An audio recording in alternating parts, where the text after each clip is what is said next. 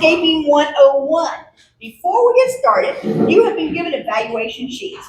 If you are interested, you gotta listen very carefully. If you are interested in a landscape workshop on how to do more techniques in landscaping, write that down at the bottom that you want a landscape workshop.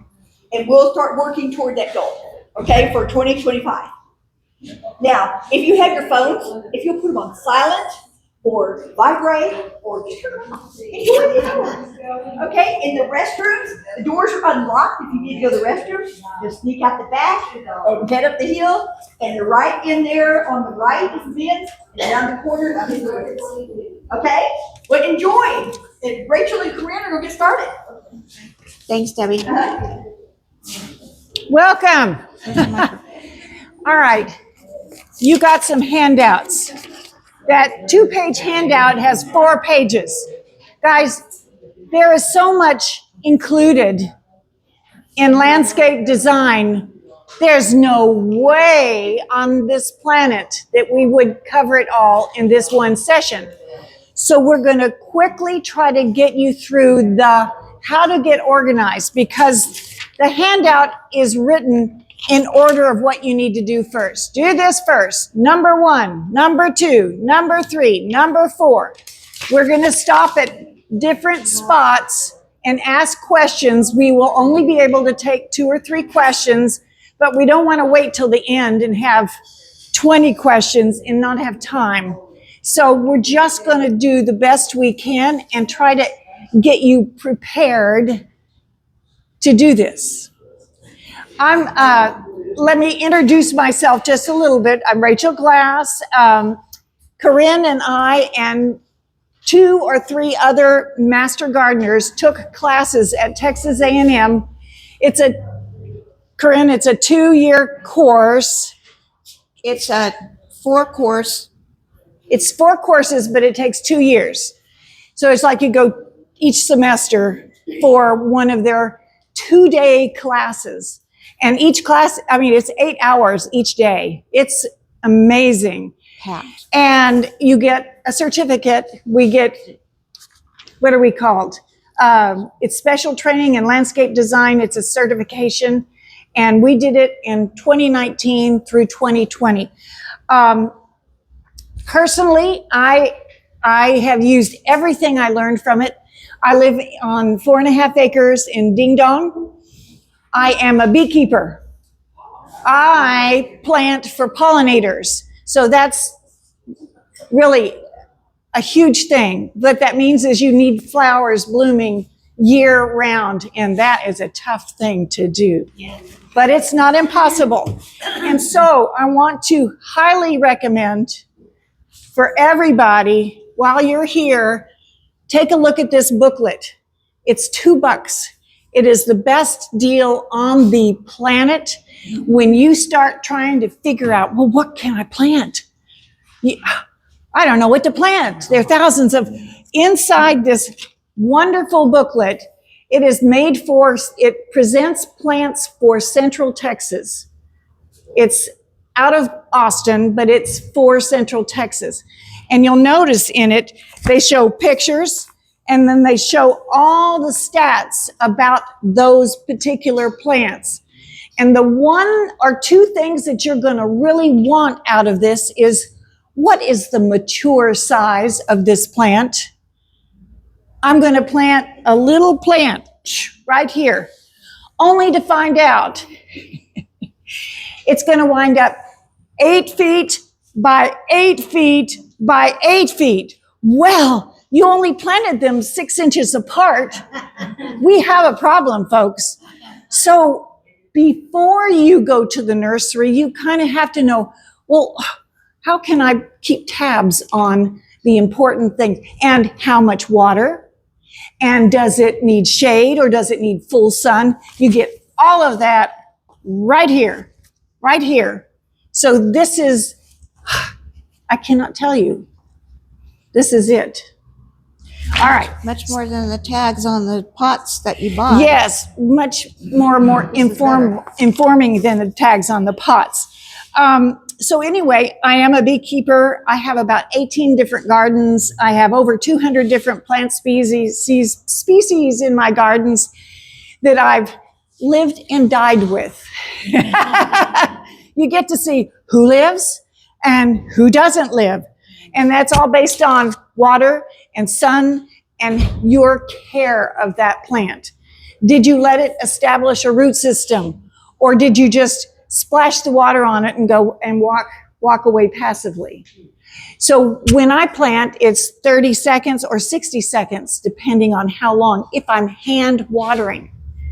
So my favorite part about Master Gardeners is when we started learning, and Master Gardeners is like a semester's worth of training. You come on Wednesdays, half a day, and you learn all you can about gardening. It's a huge, big, giant book, and it's amazing.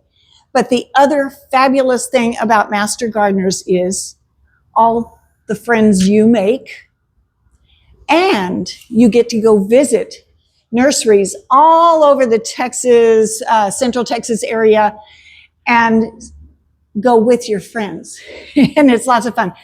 When I was becoming a Master Gardener in 2018, we had buses, and we went, actually one of the places we went to was Texas A&M for the Leach Teaching Gardens that are fabulous. If you have never been there, we went, this is the grand opening ceremony, and it was Friday, June 15th, 2018.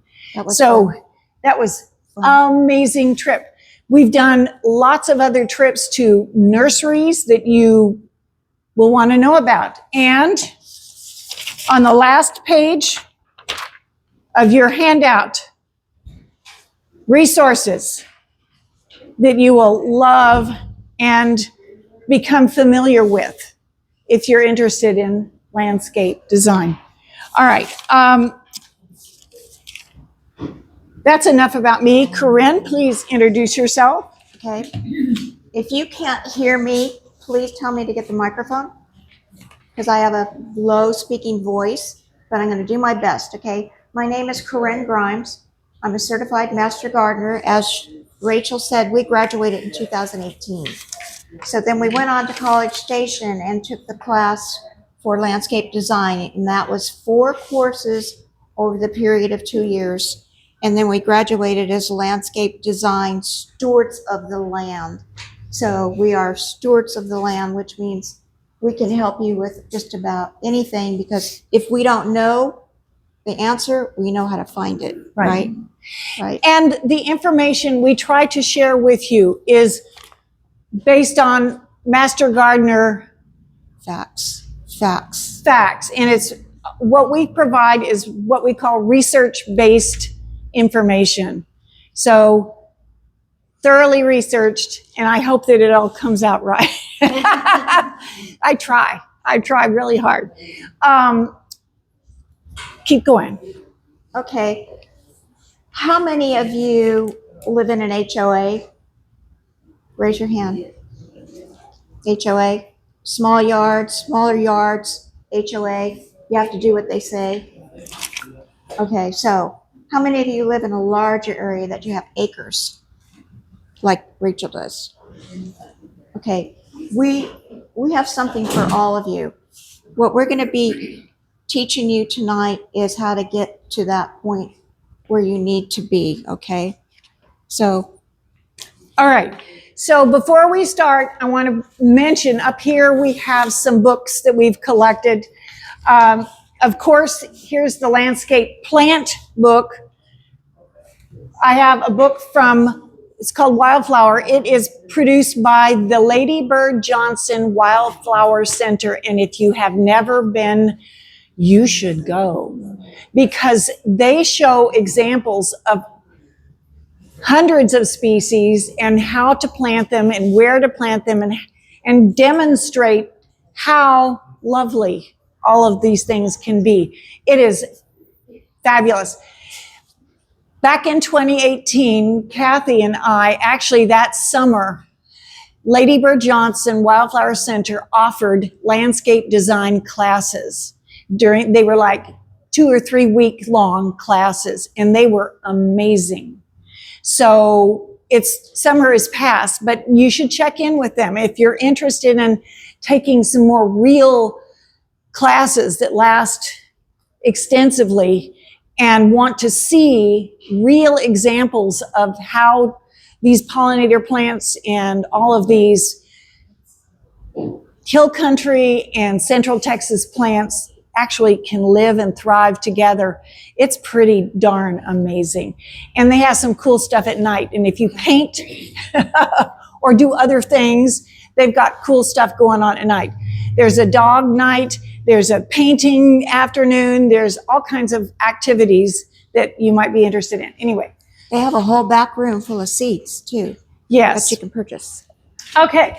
I have 2 books that I live and breathe for. It's Native American Seed Company. And that is here in Texas, and it's on your list. But when you want wildflowers, this is it. You can order all amazing wildflowers, and they also offer grasses. So if you're interested if you're on acreage and you want to fill in some cool grass, there's a grass called thunder turf. It's a short native grass, and they've got all the other grasses in here too. So purchase something, go online, purchase some seeds, and get on their catalog list. And then this is the grass issue from last year, and this is the wildflower issue from fall. And it is pretty amazing because they've got seeds for hummingbirds, seeds for the birds. They've got all kinds of bee pollinator kinds of seeds.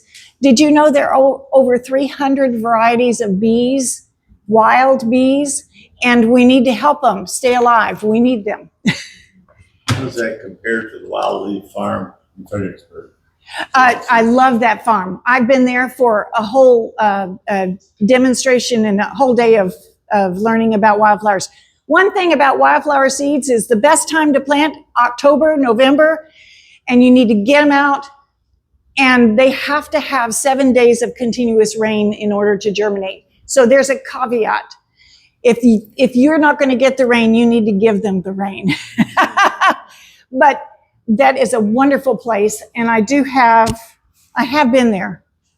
It's on your list. They have a catalog too. And they have a catalog that's fantastic. So anyway, these are our books. You're welcome to come up here afterwards and look. Also over here, we're going to show in some of the slides, I've got a discussion about irrigation. How do you irrigate? How do you get water? And my first answer is, you can't plant anything you can't get a hose to. Like 200 yards of hoses. Whatever it takes. Kerin, tell about your book. Okay, I ordered this on Amazon. It's a gardening log book and planner. I used to write everything down or put it on my tag that I had inside my pot. You know, what it was when I planted it, say November 15th, this was planted. In here, it tells you everything. So, I mean, it's like $6 and some change. It has everything that you need to know, when you need to fertilize, when you need to water, when you planted it, how large it's going to get. It's an amazing book. So I And did recommend it thrive? Yes, did it thrive? Did it die? Why did it die? So this is Yeah. I really enjoy this book. So I'm going to be doing this from now on. Amazon. Amazon. All right. That's my greenhouse right there. Am I not doing this right? I suppose the star is supposed to go up. Flip it. Flip the remote. It's upside down. Yes. The green button is going towards your wrist. There you go. Now try. Is that it? Okay, I stand don't on know. one foot. Well, it's not a plant. Randy was our Oh, that's the clicker. I was told it had to have the star up. And it did once. Randy, I thought you were our clicker. Randy? Is that? There's something. Is it not the other one? Yeah. So while we're sitting here waiting for the clicker to work, look at number 1. First question every landscape person needs. What is the landscape problem you are trying to resolve or solve, or goal you are trying to achieve? And remember, we can't worry about how beautiful it is at this juncture. Right now, you just have to solve the issue. So I gave some examples of purpose and goals. So I want you to sit here, look at that list on number 2, and circle. Circle what you think might be of interest to you. Those are issues. If there's an issue that's not listed there, I want you to raise your hand, and I'm going to write it down. Where's the clicker? He's got it.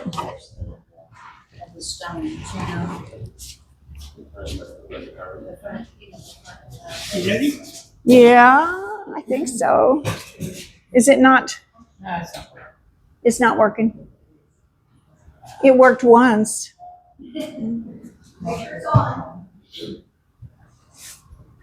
Do you want me to, these the arrows? Should be.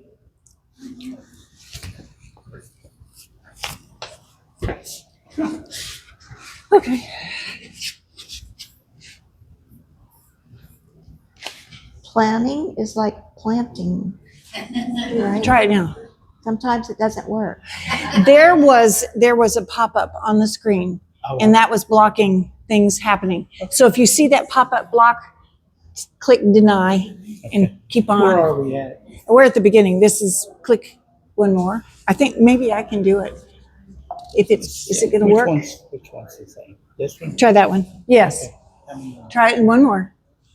And one more.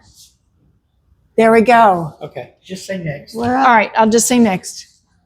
All right, so the considerations that you always have to begin knowing you're going to have to deal with it are, look on your list, we're going to work both. I put this together so that when you go home, you have something to look at that you actually can use to do something, to work it. Soil analysis, hardscape. What is hardscape? Hardscape are the edges. Okay, do you have You want to hold it? This? This? plan? Oh, you know what? I asked for questions and I didn't, did anybody see have an issue? Yes. Unwanted visitors like squirrels. Okay, animals. Unwanted. Oh, unwanted animals? Deer. Critters. squirrels. All right, okay. So the cool thing about this book, it tells you which plants the deer love and which the deer don't. They tell you which plants the pollinators love or don't. So it's awesome. So I went through this whole book and highlighted everything that bees like. And I planted everything that bees like. Because she has a lot of acres. I have room to do that. But, pardon? Do you have beehives? I have 11 beehives. Yes. I have, last fall, we collected 90 pounds of honey. That was considerable for me. And anyway, there's another whole story there. I'm going to pass this book around so you can, because they wanted to jot it down. Speak louder. We need what? Weed elimination. Weed elimination. All right. So weed elimination, yeah, that's a problem. I do not put chemicals at all because I have bees. I can't have chemicals. I weed. Or with the hoe, I weed and use a weed eater, and that's the best it's going to be. So I don't have an answer for you. There are other master gardeners that might. Yeah. Pardon? Yes, vinegar. So there are some good non-toxic remedies, but we don't go into that for this. But yes, there are other answers and alternatives. All right. Soil analysis. You can always send in a sample of your soil to the Texas A&M. Where do we send in our soil samples to? It's Texas A&M. Texas A&M. It's about Literally. $12. And you can go online and say soil analysis, Texas A&M, and it'll give you the information you need. But it's a great way to do this. As master gardeners here in Kerin, we tend to go, oh, on this side of 35, we have rock and caliche. On the opposite side of 35, there's 8 feet of topsoil that's beautiful for farming. So we have issues, and it's not easy. It's really hard. And anyway, so let's keep next. Okay, so review project goals and issues, make a list, write them down, review the considerations, and then you need a plan. Put it down on paper. Did you see that piece of graph paper? That's initially,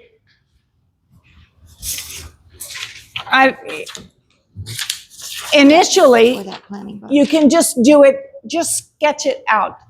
You want one with the entire footprint of your house, just so you'll know where all the gardens are that you want. Then you can do a graph paper sketch for each of the gardens that you have, and then you can start trying to figure out how many plants can I put in there? What kinds of plants do I want in there? How big will they be? And do they have the same requirements? So That's where that book that I'm passing around would be a good idea to Right. write things down on there too. So in one long flower bed, you're going to want the plants that have the same sun requirements. You don't want mixed shade and sun plants in the same garden. Yes, sir. Yes, ma'am. So if you have plants that need shade, can you plant them next to the tree? Yes. Okay. So actually in mine, Do you want the next slide? yeah. So this is one of my diagrams. I actually went and got a Google from the, where your house, when you get your survey, I got a copy of the survey, and then I made this out of it. But what I did realize is when I plant my house, I know where north, south, east, and west is. On the on the east side of my house, I've got a giant cedar tree, and I planted a huge garden, like 20 foot by 12 feet behind that. So then I planted things that can take shade, because by noon, that whole area is covered in shade. But in the back, I've got my wild garden, and it gets full sun all the time. So you just have to draw your map, north, south, east, west, figure out where the shade is, where is the sun, and plant accordingly. And that takes us back to here. Full sun, partial sun, shade. You need to identify. And as you go to nurseries and look and study plants, you're going to see, oh, that is a trailing lantana. Okay, trailing lantana is low. Oh, I can put that at the front of a flower bed. Oh, what do I want in the back? regular lantana that's huge and big, or Texas sage. Somebody tell me how big a Texas sage gets. Huge. It could be 8 feet by 8 feet by 8 feet or bigger. Just depends on how you manage it. So you have to start making a list of plants that you like based on shade or sun, small or big, high or low. And that's going to take notes in a notebook and visiting nurseries. And this, and that, I take that book with me to the nursery. Yes. I take it with me. Yes. Because Okay. I want to research the plants that I'm getting. So I take the book with me. And like I was telling you, I highlight the areas where I like this plant. No, that one's not going to work for me. So that's a good resource book. Next slide. Plants design hardscape. So does everybody know what hardscape is? It's the edges. Like when you do a rock trim around the bottom of your garden, or you could get plastic trim, which I have, because when I don't have any more materials of the rocks that I use, then I go to Home Depot or Lowe's and I get something that'll try to keep the weeds out of my garden. and so hardscape is really what goes in first. You need to think about it. How am I going to contain my garden? What do I want it to look like? So let's go on to the next. Put it down on paper, use grid paper. After you, remember this, once you get your gardens down on a piece of paper like this, you go, oh, I don't want to mess it up trying to make decisions about plants. Get tracing paper. Overlay tracing paper and start, oh, in this garden right here, oh, or you can also overlay it with just the footprint of your house and then make ideas, draw concepts for the hardscape. Where do you want your flower beds to be? And look over here. Do we want to repeat our flower beds? Do we want to show big ones and small ones? Do we want to put all of them on one side of the house and nothing on the other side? Do we want a series of plants in a curve? That's design. But until you figure out your hardscape, you can't put the plants in and you can't go buy the plants. You need a place to put them. You need the soil in place ready to plant into. Then you can go buy your plants. And that's all that this whole thing is all about. It's giving you an order of operation. What do you got to do first? Well, you're going to have to make your plan, put it down on paper, and measure. Is that one flower bed going to be 35 feet long, or is it going to be round or oblong?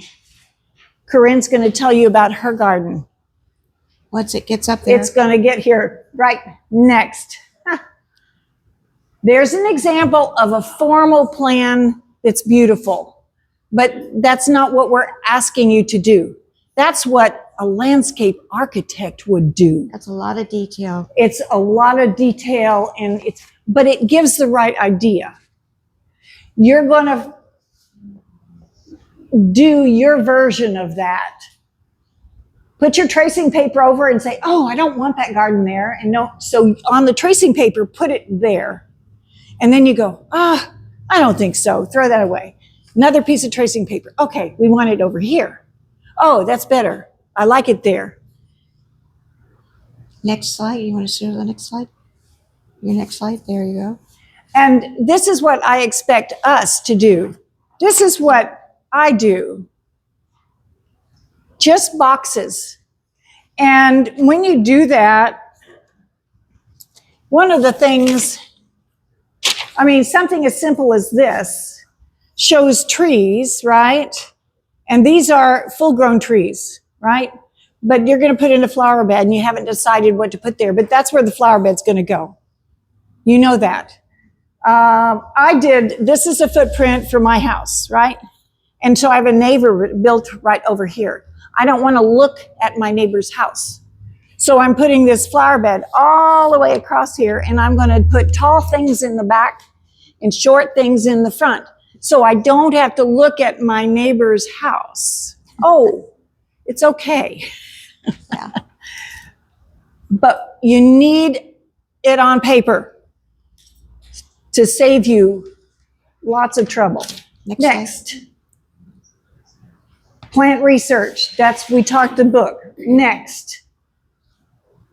Plant selection. Shade or full sunlight. Water requirements. Mature plant size. When you plant them, they're little. They sleep. You think they're not doing anything. And then they start getting a little bit bigger. And then they go, whoo. And you go, oh, what did I do? So you have to be prepared. Plant low-growing plants in the front, and if they're going to be tall, put them in the back. We're going to make mistakes. We all do. But we can rectify those. What do you do? How do you rectify it? I either dig it up, put it somewhere else. It's not like moving furniture, so, but things are going to happen. I mean, that plant might not look like it likes the place that you're planting it. So I might have to dig it up and put it somewhere else. And you can do it. And there's a process for digging a plant up. Deeply. You don't have to kill it to dig it up. There is a better way than not. All right, year-round color, evergreen. Perennials or annuals. Those are decisions you have to make based on what you see in different places. What are bluebonnets? Are they perennials or annuals? They come back every year. So what they do is like all the wildflowers, they go to seed, right? Dormant. And then they hang out over the winter and the seeds come back. So once they get started, they will continually come back most of the time. They're awesome. Do they die back and come back? Now, I have some plants that actually do die back, but they come back. They're shrubs. So you have to know. And then I have some that are evergreen. So evergreen, like dwarf yaupon or yaupon tree. It's evergreen. So let's see, what else can I say is evergreen? And some things around here in Central Texas just don't die back. They go down a little bit and then they come back. So you have to learn your plants, the plants that grow here. Next, Texas natives. Texas native lantana, Turk's cap, blue mist flower, the butterflies love. And it says in that book, butterflies love it. Last year, year before last, here come the monarchs. They love blue mist and white mist flowers. And it's amazing. Blue mist is a low-growing little flower. White mist is a shrub that's considerably larger. It's probably 4 to 5 feet and 5 feet high, 5 feet wide. And it's awesome. All right, next. So this is what I'm going to say. Start visiting some of the resources on the back of here. Visit. If you need to walk for exercise, I like to walk around my neighborhood and just look at different yards. It's a good way to learn about plants and mistakes.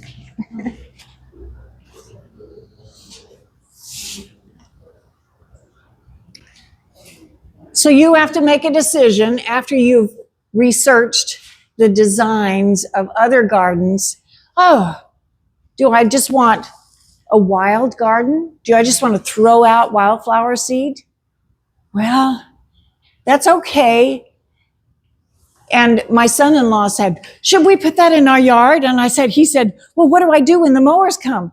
I said, Dale, you're going to put them across the back of your yard, and you're going to throw that seed out like crazy. And they're going to come up, and they're going to be beautiful for about April, May, June, and then they're going to look bad. And then you're going to say, the mowers, mow it down.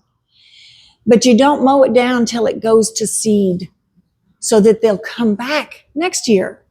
So that's what you do for wild gardens. Informal gardens are really what we're talking about. And I have some pictures up here.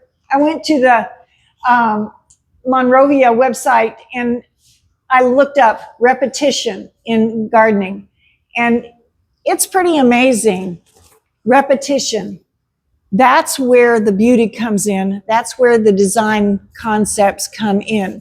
When you start using these elements of design to unify the look of your yard. And so let's go to the next.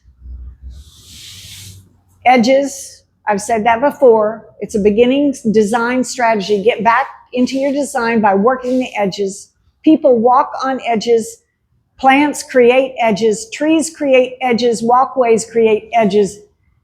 The most productive areas of your landscape. Okay, next. This is my story. Okay, I live in an HOA. Use the microphone if you wouldn't mind. Can you hear me? It's kind of quiet. It would help. I don't like microphones.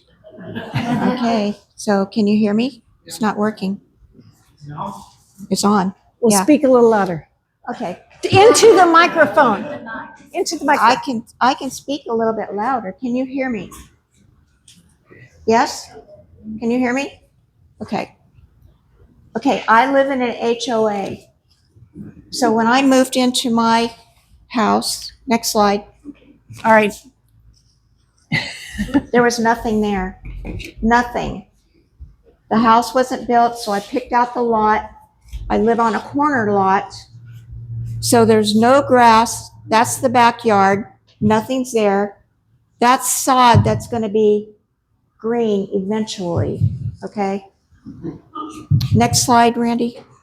Oh, it's working now. Okay. Okay. All right, so a lot of planning.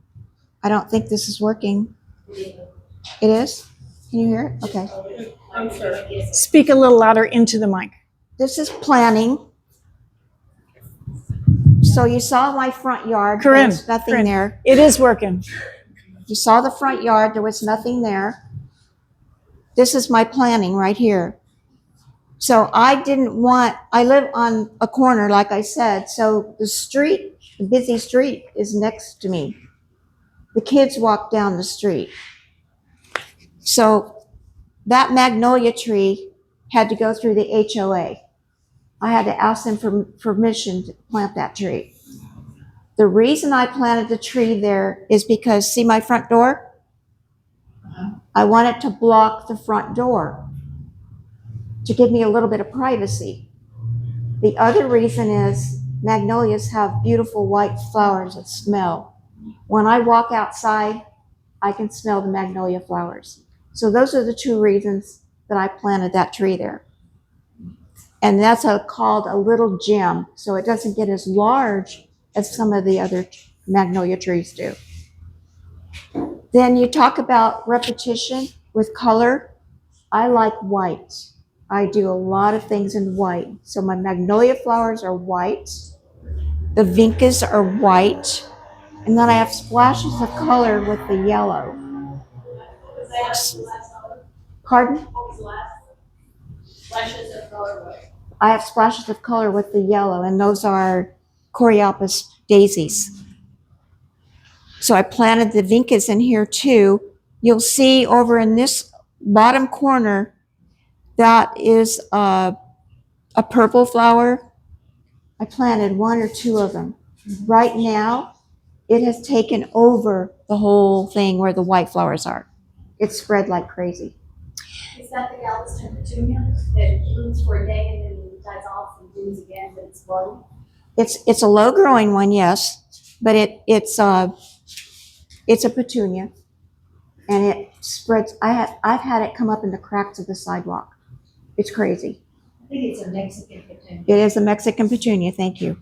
Yeah, so that has taken over everything where my bird bath is, and it even went across here where the little light is and planted itself in there. So next slide, Randy.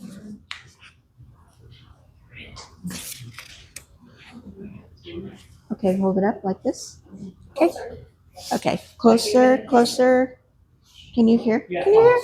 I can't hear. You want me to swallow it? Okay, all right. So you can see the same area there. You can see my front door. You can see the magnolia tree. And then this area here is where the Coreopus and the vincas were in there also. That's a later picture, and I put lighting out there because my whole thing is white flowers, splashes of color, lighting at night, and water features. So my design feature is, what do I like? What do I want my yard to look like? So then I write them down. I put them in my book. Okay. Next slide. My backyard. The backyard, my patio attached to the house was very small, so I had to make another place to put my patio table because it wouldn't fit on the regular side of the patio. So I had to map it out. I had to go through the HOA again. I had to be so many feet from the fence on each side. So that's how I mapped it out. This picture here is what I've done this year. I planted 8 crepe myrtles along the back fence. Why? I want to block out the neighbors. But you know what happened? In the wintertime, they lost all their leaves. So guess what? I saw the neighbors. And I got to watch their TV too. And I got to hear it. So I could have saved on my cable bill, right? So I dug all that out there. That's my pergola. So I have my barbecue, my patio table under there. That's where I do all my entertaining. Okay, and I have my water feature there. I have my roses in there. My ferns, I love ferns. So if you go back to the other slide, Randy, go back one there. I dug this out this year because I don't have a lot of space to plant flowers. So I had to make a space. So I dug this whole thing out where my crepe myrtles were.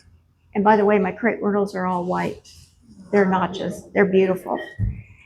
And then because of the shady area now, I planted a lot of hostas.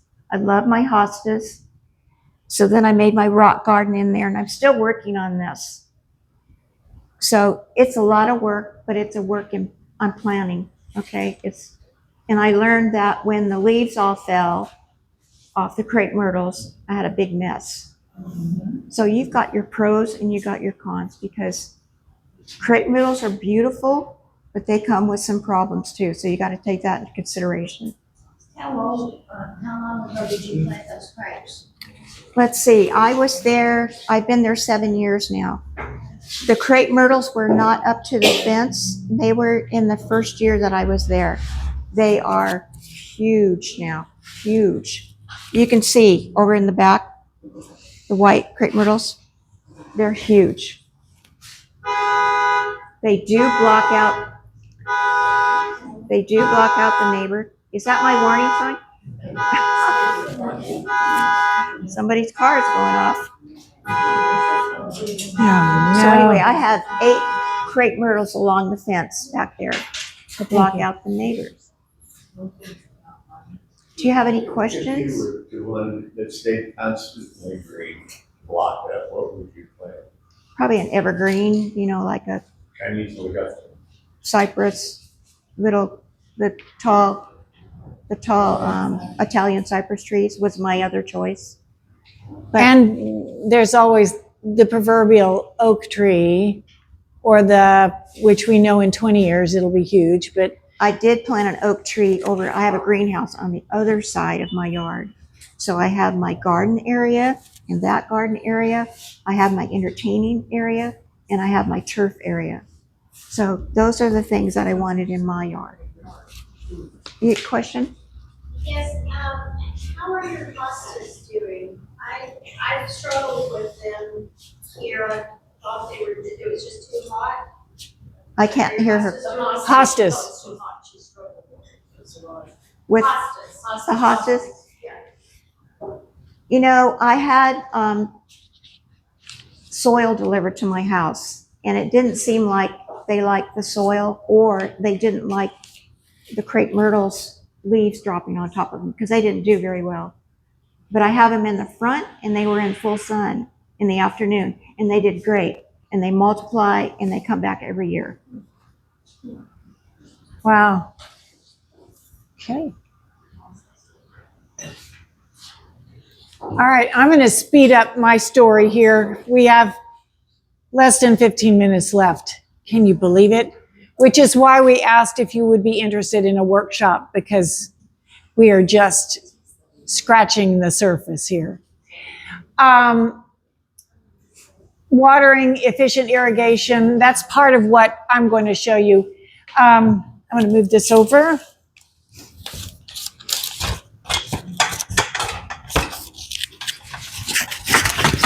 If I can keep it from falling over.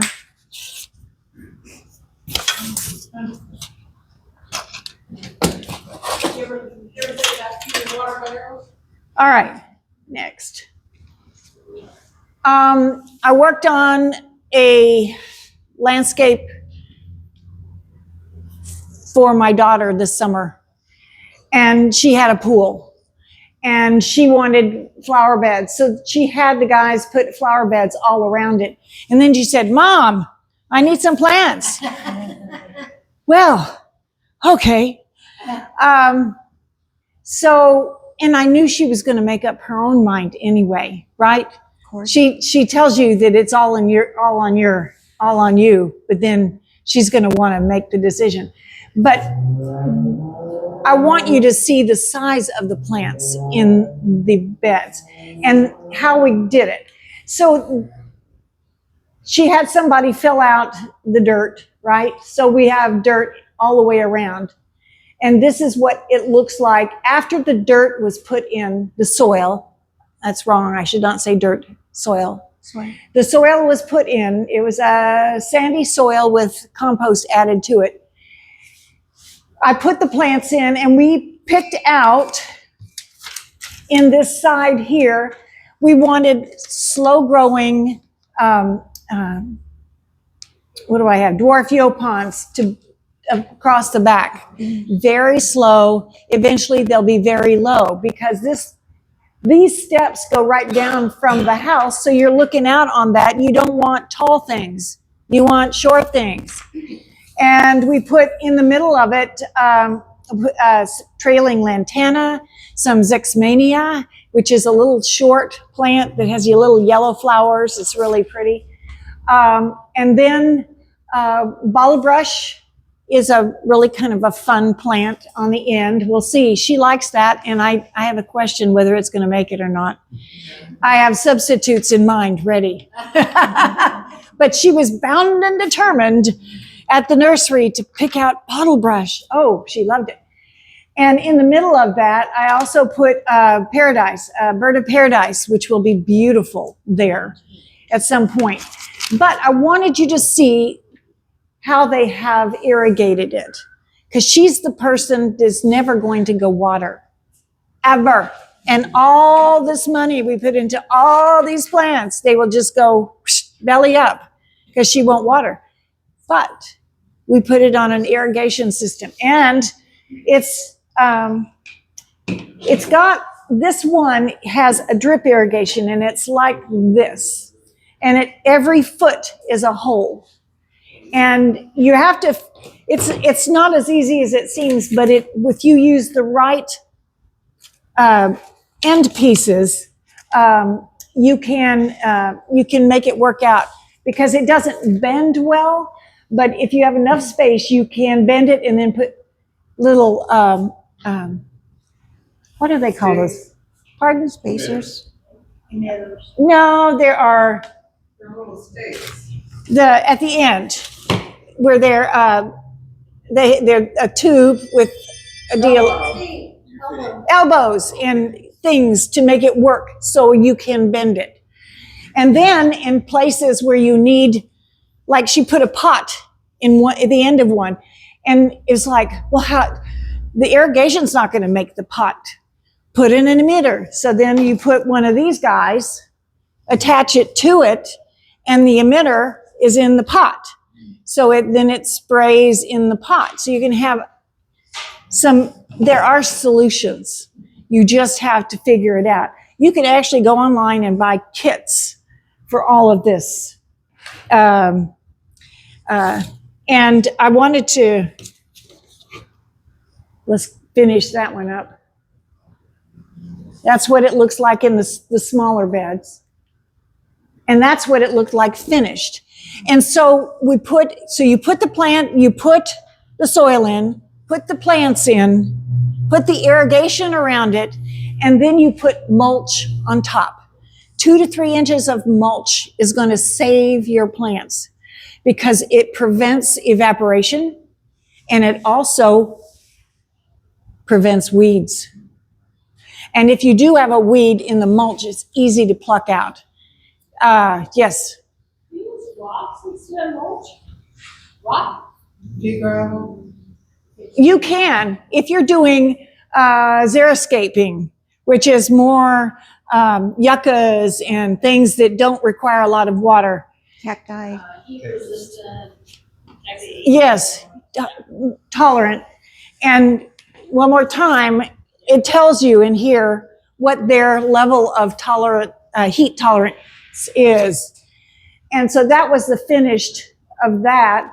And then we did it along the other side.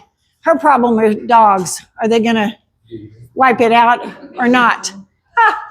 So I put blue mist here at the end, and then she had two identical beds up front, and we bought the prickly pear with no spines, spineless prickly pear, awesome.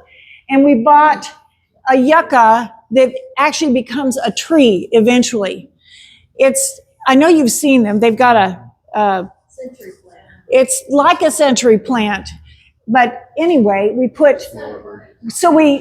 duplicated those 3 plants into the other bed, so that provides some symmetry. What's the one at the end that's Fountain grass. It's really nice. And that's what it looked like from the bottom looking up. Repetition, contrast, proximity, alignment. Repetition means, did you repeat the plantings? And over there on my chart where it says elements of design, you can have 3 things that are repeated, but you can also have 2 groupings of 3 that are repeated. Repetition comes in 1,000 million different ways, but repetition formalizes your design a little bit. And if you looked at those images in the repetition on this guy right here, they're using bushes and repeating just simple bushes and the stepping stones. So she's got let me see if I've, stepping, that's repeating. So it is part of your garden, and it does help. See, and also I'll point out the yucca, the fountain grass, the yucca, and the prickly pear up there. See, the 2 gardens are repeated. Identical. You don't have 3 different plants in one and 3 different plants in the other. It's a mirror of each other. So that formalizes it. So you have to decide, what are you going to do? Are you going to do a formal garden, informal garden, or a wild garden? So there is xeriscaping, which is the minimal rock-based garden. We have 5 minutes. That's repeated plants, but the repetition is what makes it charming.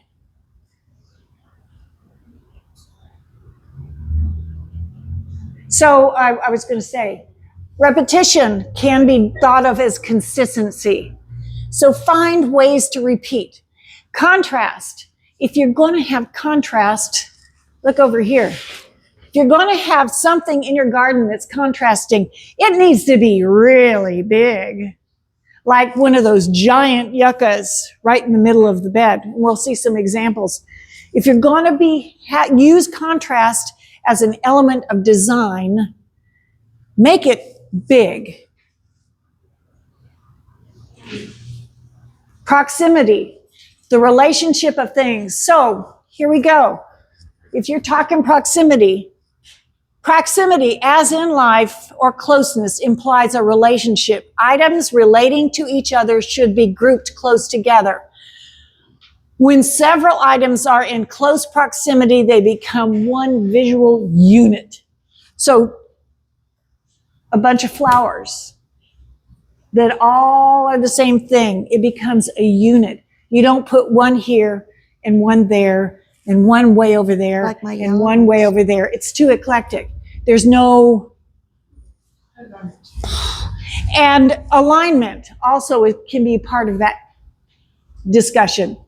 So alignment, repetition, proximity, they all go together. But have you thought about them and tried to look at the contrast? Those rocks are really big rocks and they make impact. It's a greater impact visually, design-wise, if you can really... So look for ways. Say you got tiny, tiny, tiny little plants contrasted with giant boulders. Ah, that's amazing, I think. Oh, well, that didn't do so well. That's a pixelated picture. That is a wild garden. Poppies.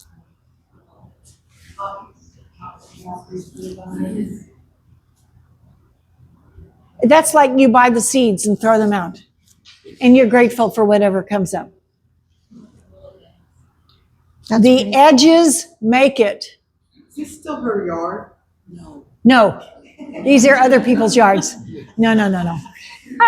Jesus, how big is this place? Yeah, I know. But, all right. What is that yucca? What is that plant, bottom right-hand corner? Century? Look, it is dominating. It makes it, doesn't it? Because there is such contrast. So when you're picking out plants, you have to have a plan or you can't do this. You'll never wind up with this if you don't have a plan on paper. On paper. Oh, I need 3 of those. I don't need 8 of them. I just need 3. Oh, I just need 1 of those. Oh, now you have a shopping list, right? Because you're trying to get up to a shopping list, right? That took years to formulate. And that's a wild thing. But I'm sure they helped it. What is the red? What could the red be? Anybody? There are several different things that it could be. Flame, well, it's not big enough for flamacanthus. But It could, There's a wildflower that I can't think of the name of. I have one coming up in my garden. All right. It's But that is just as beautiful as it could be. But the repetition of the steps and the curvaceousness of the steps make it lovely. All right, why would I show this? If you need to block something in your yard, cannas. By golly, cannas. Find something that's easy to grow, and that is Gaura in front of it, and it's just beautiful. I have white Gaura, Gaura, and it dances in the wind. It is just beautiful. And it takes full sun, just like the cannas do. This is the solution to a problem. French drain. Well, you've got water for some reason running through your yard making a river. So you might as well make it a river bed and rock it, because that makes it beautiful. And then you are in control. You're controlling it. It's not controlling you. Pretty nice. Rocks are lovely things. Questions? You mentioned bird of paradise. I thought Yes. No. We have a bird of paradise here that is just fantastic. And I'm just moving like South Florida and Hawaii, and they don't grow. you can, yes, they grow here. Awesome. Different variety. Yes, must be. We have Yeah, out of the one. nursery. There's a white one and an orange one that we have here. Hummingbirds love them. What is that called? Bird of paradise. There's a yellow bird of paradise, and then there's a red bird of paradise. I love both, but the red is just magnificent. We have the white. I've seen the white, but the white ones get very tall, very tall. How tall is very tall? 5 feet, 6 feet. Yeah, they're tall. So, but the orange ones are beautiful too. My mom had them in California, and the hummingbirds were all Here? over it. I don't know. I'll have to go look. Can I make a comment? Yes, please I speak. think the biggest mistake that people make when they're trying to put landscaping together, okay, I'm going to go to the nursery, right? And I see a plant that I like. So I buy it. And I go home and I don't know where to plant it. And it dies. There's lots of plants that I want in my yard. First of all, I don't have the space. Second of all, it's not going to grow in my yard. So why buy it in the first place? So You you've have got to- to limit yourself. You have to have a plan, or you spend a lot of money, and they will die because you won't get them in the ground. No. It's the orange on it. Questions? We are done. We have a Any more questions?